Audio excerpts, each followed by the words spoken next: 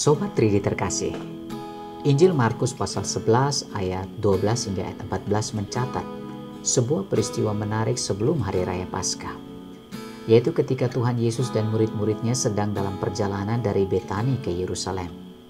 Di tengah jalan, Yesus merasa lapar. Lalu dia melihat pohon ara yang sudah berdaun. Ia pun menghampirinya dan berharap mendapatkan sesuatu yang bisa dimakan pada pohon itu.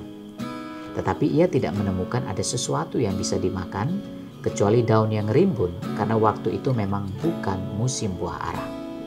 Maka berkatalah Tuhan Yesus pada pohon ara itu, "Jangan lagi seorang pun makan buahmu selama-lamanya." Pada Injil Matius pasal 21 ayat 19 dicatat, seketika itu juga keringlah pohon ara itu. Sobat Tridi, kita pasti heran mengapa Yesus mengutuk pohon ara itu, meski dia tahu saat itu bukan musim buah ara, karena saat itu wilayah Israel sedang mengalami musim semi sekitar bulan Maret, sedangkan pohon ara baru akan berbuah pada bulan April. Saudara-saudara, pohon ara yang normal, meski belum tiba musim berbuah, biasanya akan mengeluarkan daun-daun dan putik-putik yang bentuknya menyerupai buah kecil yang disebut takis, yaitu buah pendahulu dari buah ara yang sebenarnya. Putik atau takis inilah yang dicari Yesus, namun tidak ia temui.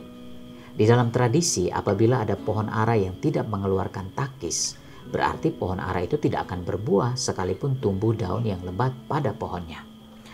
Sobat Tridi, sikap tegas Tuhan Yesus ini digunakan sebagai simbol untuk menyindir orang Yahudi atau para rohaniawan di zaman itu yang hidupnya penuh dengan daun-daun aktivitas rohani, tetapi tidak menghasilkan buah-buah pertobatan atau buah-buah rohani.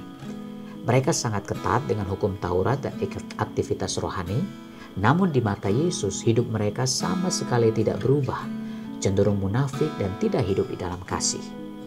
Sobat Tridi, Tuhan menghendaki umat yang hidup rohaninya berbuah.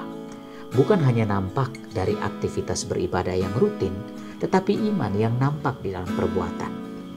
Allah rindu agar kesalehan kita tidak hanya terjadi saat kita berada di dalam ruang ibadah saja, tetapi sebuah hidup yang berdampak dalam hidup kita sehari-hari. Seperti garam, hidup kita memberi rasa asin, dan seperti terang, hidup kita yang baik menerangi kegelapan dosa. Karena itu saudara-saudara, marilah kita terus fokus untuk membangun ibadah yang hidup dan berbuah dengan terus tinggal di dalam Kristus dan firman-Nya, agar iman kita bukan hanya teori, tetapi nyata di dalam hidup kita sehari-hari. Selamat menyongsong Paskah, Tuhan Yesus memberkati.